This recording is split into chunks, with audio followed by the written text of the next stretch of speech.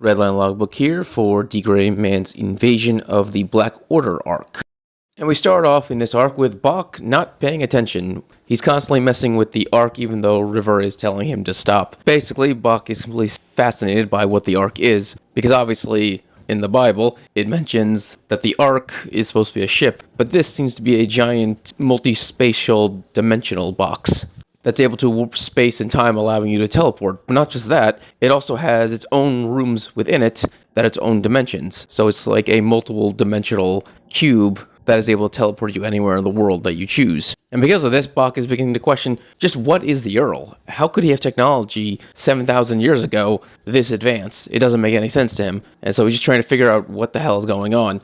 And once again, River is basically just following him around, being like, hey, you're not supposed to be messing around like this. Please stop. And apparently the reason why Bok is ignoring orders and just doing what he wants is because he wants to feel like he's doing something of value, because he's not allowed to see Lena Lee, because Kamui basically shut the medical room from anyone except for himself. Speaking of the medical room, there, Kamui is currently crying like crazy at Lena Lee's lap because she was heavily injured, and basically just doing what he always does when it comes to his sister. At this point, it's pretty obvious that half of it is an act. He's just doing it to make his sister feel less burdened. On the other hand, he really does just love his sister a lot. He gave up everything for her. And his annoying attitude eventually pisses off the head nurse, and she just kicks him out. Miranda is in there as well, and she is actually happy for Lena Lee that she could finally see her brother again, because they've been separated for so long. Because remember, they started out in England and traveled all the way to Japan. That took months. The hospital wing is split into two, one for men, one for women. In the men's wing, Crowley is annoying everyone with his massive snoring. He's currently in a coma and hasn't woken up. Konda got so sick and tired of it, he decided he's just going to leave and go train, even though he's still injured. Mary tries to stop him. He ignores him. That's when the general tries to stop him. And, of course, he tries to ignore the general, but for some reason, his master has ability to control Konda that no one else can. Jojo and his two friends are there.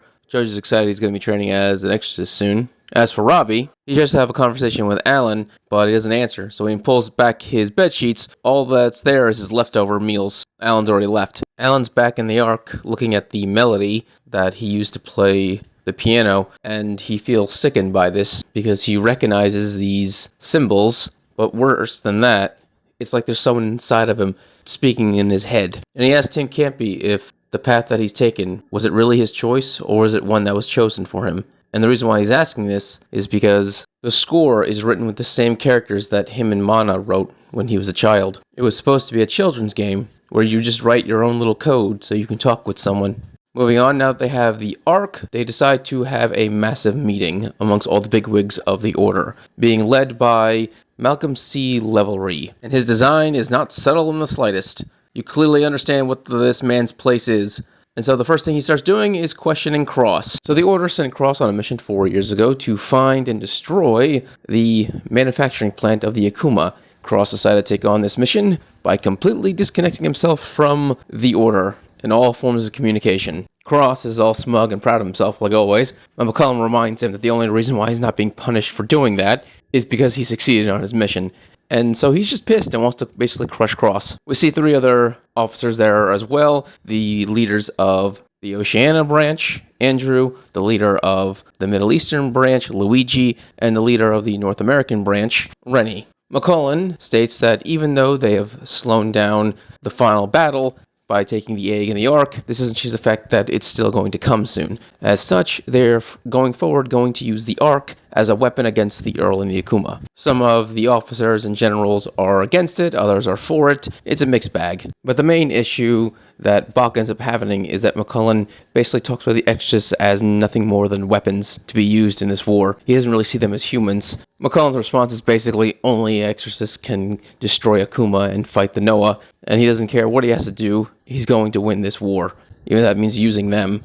This, of course, continues to piss Bok off even more, but Kamui is able to calm him down and say, stop. This is not the time we need to fight about this. And then McCullen brings up that there's something actually more pressing than the Ark, or the rest of the Exorcists, and that is Alan Walker. McCullen points out that Alan Walker is the only individual who knows how to control the Ark, and he's also the only one who is able to read those characters to control the Ark. And Cross's only response is, in a desperate situation, a man can do anything. McCullen's response is, yeah, don't even try that. I'm perfectly aware of the 14th existence and the musician. Everyone except Cross is confused on what is the 14th and the musician, and Cross is actually surprised that McCullen even knows that the 14th existed. In fact, Cross then realizes he was the one sent on this mission. The church probably knew all along that he was connected to the 14th in some way. McCullen then declares that Alan will be tried for heresy.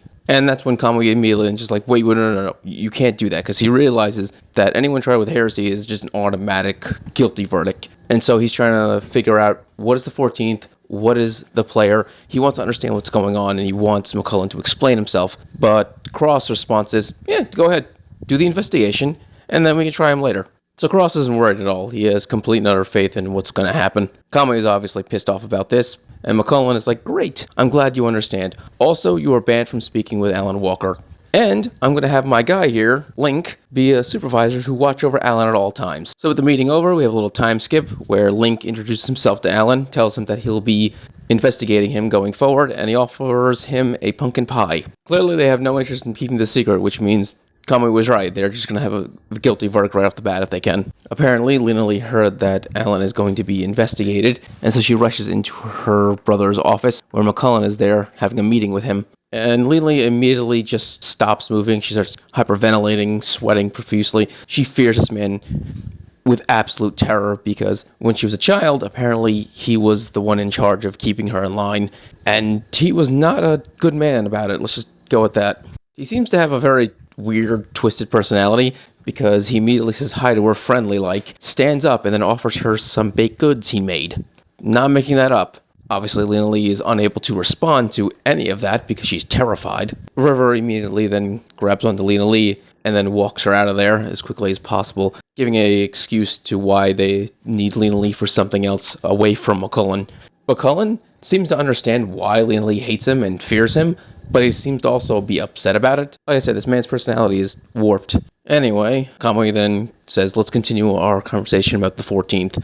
And as McCullen is explaining who the 14th is to Kamui, Link is explaining that to Alan. Basically, the 14th, as we already know, was the 14th Noah. He betrayed them, got killed, and that's the end of that.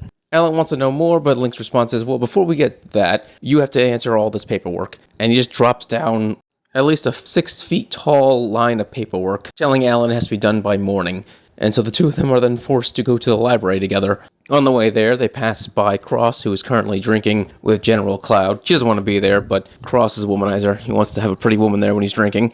He's surrounded by all McCullen's guys, basically still under house arrest, but they basically became his errand boys, and he's forced them to buy the most expensive wine the Order can afford. Alan hits Cross on the head, because Cross promised to explain everything to Alan after they left the Ark, but that never happened, and now Alan is demanding he do it now. But McCullen's guys grab Alan, drag him away, and inform him that him and Cross are not allowed to speak. Alan, as you can imagine, is beginning to get ticked off about this. He tells Link that he's not hiding anything, and he has no connection to the 14th.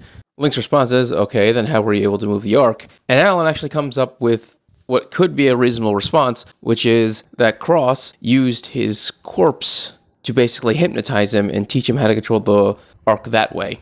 That does sound absurd, but it is a possibility. But then Link pulls out the score, all those weird lines that no one can read except for Alan, and he demands, okay, then explain this. As you can imagine, this causes Alan to have some kind of concern in his very heart, because those were things that he made up with Mana, which makes him feel like that Mana could be the 14th. But he's like, no, Mana is not the 14th. Mana was a traveling clown that adopted Alan and then died. That's all there is to it. At least that's what Alan wants to believe, and that's what Alan is trying to hold on to. And before Alan can respond to Link, he then sees something in the window.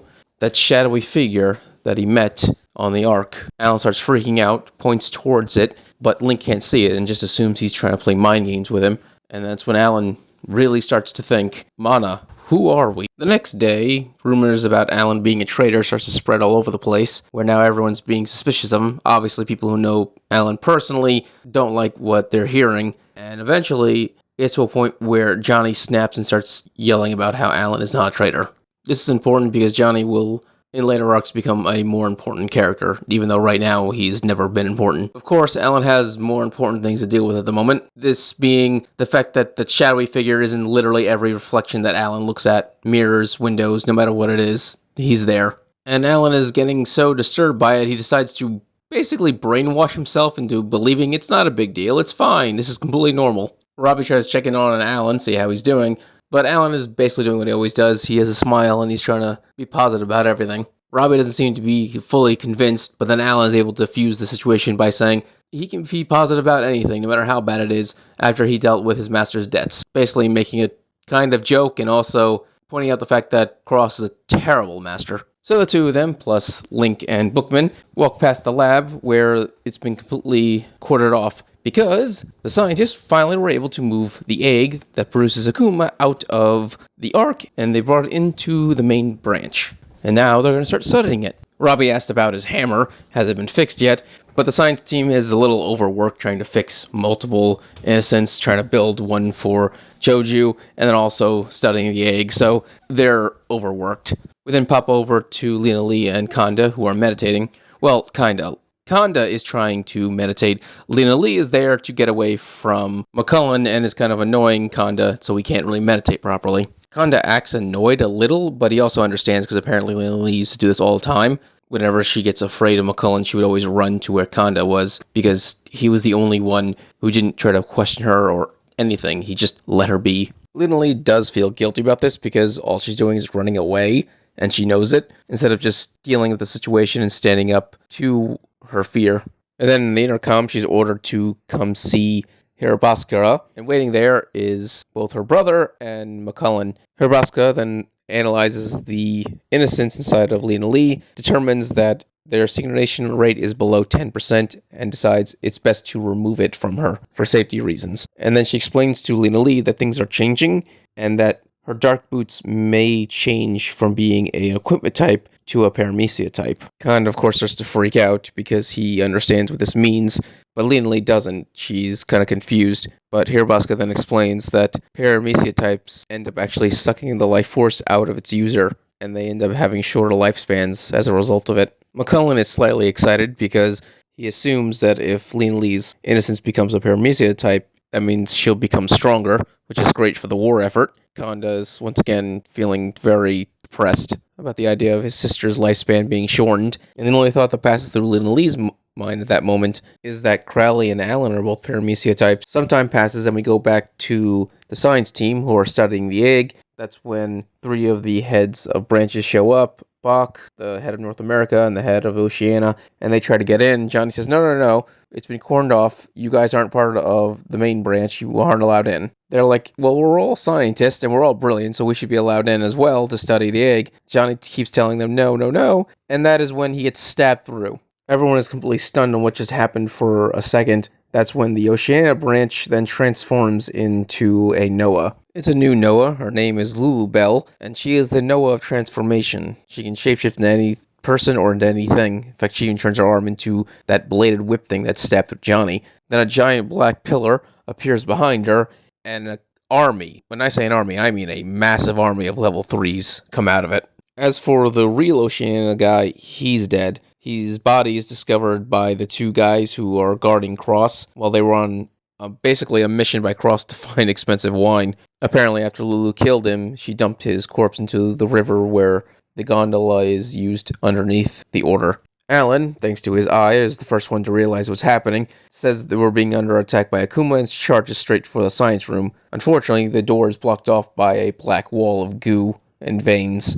Both him and Bookman try to attack it with their innocence, but it has no effect. Alan starts to go nuts trying to get through it because obviously he wants to save the people on the other side, but then Link says, wait, Alan, follow me. I have a plan. On the other side of the wall, Lulu is currently hugging the egg, and the level 3 Akumas beat up but did not kill the scientist. Instead, put them into 3 lines of 19 men. The only people who weren't captured were 2 groups. The first group being Bach, Johnny, and Rainey, the head of the North American branch, and River, who's with like 5 other guys. They're on other ends of the lab, but they're able to communicate through their radios. Unfortunately, their radios cannot reach outside. The Noah have found a way to block radio signals. Fortunately, they know Alan has his eye, so they know he's probably on his way as they speak. So all they can do at the moment is just try to jerry-rig a talisman barrier, just in case they get discovered and they have to try to protect themselves somehow. But unfortunately, that's not the main issue. The main issue is the fact that those skull things that Cross was killing show up, and they start to examine each of the scientists that were lined up. At first, they just start marking each guy with an X, saying his brain isn't right, and the Akuma then start smashing the heads. So they're slowly just killing one after another of the scientists, brutally stepping on their heads, crushing them. Eventually, they get to Tap, the guy who always wears a beanie. Johnny starts freaking out,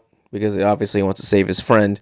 The skull then goes, "Oh, your brain is quite good." Then he taps on Tap's head, frying Tap to basically charcoal black, then says a few words, and then Tap then transforms into a skull. Not Tap, but the original skull that's transformed Tap gets shot in the head. He ends up surviving this and looks at who shot it, and it's River. Apparently he couldn't hold out any longer, watching his men get killed and then transformed into a skull. River then taunts the skull to come after him, and it does. He jumps straight at River in an instant and is about to turn him into a skull because he finds his brain to be satisfactory.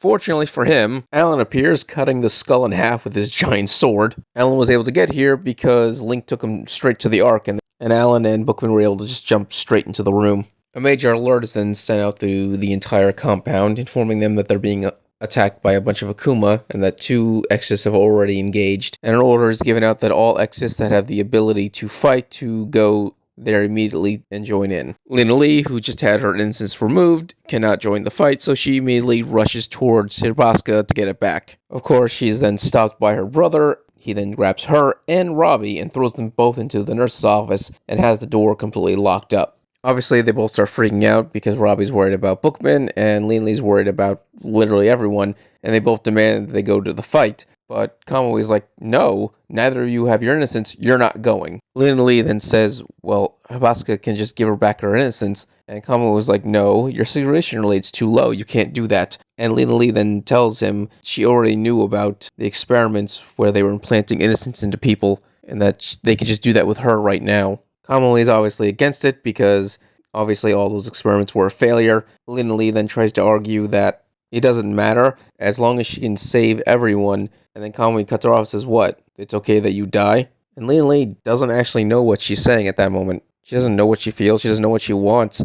And Kamui doesn't want his sister to, well, die. He doesn't want her to have to suffer anymore. And so the both of them are just confused and angry. And Kamui's just like, "You're going to stay here." Back in the lab, Alan and Bookman are trying to exercise as many Akuma as possible, but unfortunately for them, Lulu is a very practical Noah. She doesn't give into her bloodlust like the others seem to, and she says she's going to finish her mission no matter what, and opens a gate underneath the egg. Also, the skulls, realizing they're in a time crunch, start to just randomly create more skulls out of the scientists. Alan, of course, wants to stop that from happening, rushes in, and because he's not paying attention, just gets overwhelmed by a bunch of Akumas. This forces Bookman to use his heavenly compass to save Alan, leaving him to get dogpiled. Alan then tries to turn back to save Bookman, but then he gets dogpiled and basically knocked in near unconsciousness, held down, and Lulu Bell knocks him unconscious. She then says to bring him along because he's needed to play the piano, showing that the Earl had 3 targets: the egg, creating more skulls out of the scientist, and of course Alan Walker,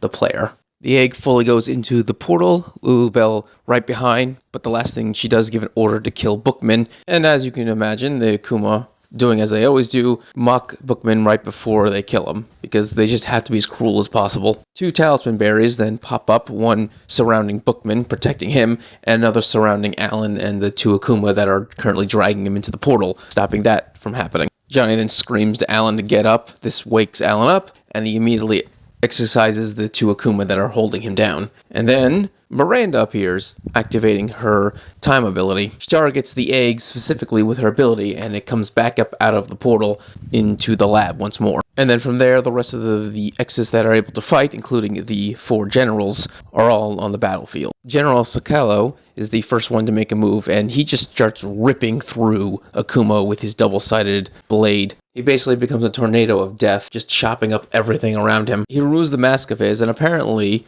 it's not a piece of metal headgear, it's an actual, cloth mask. He's like a lucha libre, and he just looks like an insane vampire, basically. Obviously, he's not. He's a man. General Theodore then creates these vine things that completely cover the scientists that are still injured and lying on the ground as basically a protective wall. General Clad activates her innocence, and it's the monkey that's on her shoulder at all times. It transforms into basically a beast, and then just goes on a rampage. And we've already seen Cross fight, but he continues to do that, just blow holes into everything around him, including Akuma's attack from behind doesn't even look. And Miranda basically plays the role of the audience here, where she's just amazed by just how insanely powerful these generals are. When it's all said and done, all the Akuma have been annihilated by the generals, and thanks to Mary, they're able to reconnect communications to the outside, so this way they can inform everyone that all the Akuma are dead, and the situation is now mostly under control. Kamui then asks River for a report. He explains that most of the scientists are still alive, but the poison of the Akumas is still floating in the air, and they need Kamui to open up the vents. So Kamui gives that order, but then the second order he gives to the Exorcist. He tells the generals to destroy the egg the moment Miranda releases her innocence. McClellan obviously has issues with this, but Kamui explains that Miranda's power does not stop time, it just reverses it for a short time. Once it deactivates, the egg is going to go back into the portal and the Earl's going to get it. So in a situation like this, they can't keep the egg. All they can do is destroy it so the Earl can't have it. Obviously, McClellan's pissed, but he gives the order to destroy the egg. Right before Miranda gets a chance to deactivate her innocence, that's when Lulubelle attacks. She is transformed into water and basically swallows up Miranda. Miranda then loses focus on her innocence because she's drowning and deactivates it. Lulubelle, with Miranda still inside of her water body, jumps onto the egg, and it slowly sinks, basically using Miranda as a human shield. While that's happening, Johnny then tackles the skull that used to be Tap. He tries to take his friend back, but unfortunately, Tap is currently a skull, and he just throws Johnny away into the body of one of those giant Akumas. Then Arms rip out of the corpse of the giant Akuma and grab onto Johnny. We pop back over to the generals, who are currently fighting Lulubelle, who once again still this water monster. They're trying not to kill Miranda while trying to destroy the egg. Mary's using his threads to hold on to the egg and try to pull with all his might, but he's losing it. And so the generals realize that they have no choice. For the greater good, they've decided to sacrifice Miranda. The 3 generals then each launch a massive attack that causes the entire order to shake. Like every room, every person is just being shaken around like they're in an earthquake. Lulubelle apparently was able to stop the majority of the attack. It did damage the egg, but for the most part, she was able to sink it back into the gate, and she's now floating to the other side. Unfortunately for her, because she was too busy focused on the generals, she didn't notice that Alan stuck himself to the egg. Of course, all the generals knew. That's why they did their big attack. The funny thing is, even though they also knew Alan was going to survive their attacks, Signario and Cloud give Cross kind of a little grief for having such a big attack towards his own apprentice. Cross don't give a shit. He's like, you know what? He's strong enough now. I knew he'd survive. And so, Alan, because he was unseen by Lulubelle, was able to, 1, save Miranda, and 2, he shatters the egg. When Alan pops out of the portal with Miranda, he basically just yells at Cross, and Cross is like, you know what? That just meant I trusted you. Unfortunately, Alan's eye starts to activate, and he realizes there's an Akuma. We go back to Johnny, who's currently lying on the ground, still bleeding out, saying, stop it, as a bunch of his friends and colleagues are just ripped apart by a level 3 Akuma. And then the level 3 starts to mutate. It takes on the form of a pregnant woman with a number 4 on its chest to indicate that it's about to evolve into a level 4. Johnny then starts blaming himself over and over again, and we get a flashback why he's blaming himself. So when Johnny got grabbed by this Akuma, it was dragging him in to kill him, but then a barrier was put around them, which basically froze time for a second and stopped the Akuma from being able to kill Johnny. River was then able to grab Johnny and pull him out of the Akuma's grasp. And then they used a second talisman on the skull and the skull that used to be Tap, so this way they wouldn't go through the portal. But at that point, this Akuma was already on the verge of evolving, and so it was too strong for the talisman to work on it. It shattered the talisman and then slaughtered all of the scientists. By the time Alan got there, basically everyone had been butchered. There were a few of the scientists still alive, like Johnny, River, Bach, but most were dead. And all that's left was the husk of this pregnant thing with its belly ripped open, as if something clawed its way out. Alan's eye then really began to buzz, and when he looked over, the level 4 revealed itself. And that is where I'm going to leave it for now. If you enjoyed this video, please subscribe, give it a thumbs up so you can enjoy more D. Gray Man and other anime things. Thank you, and have a great day.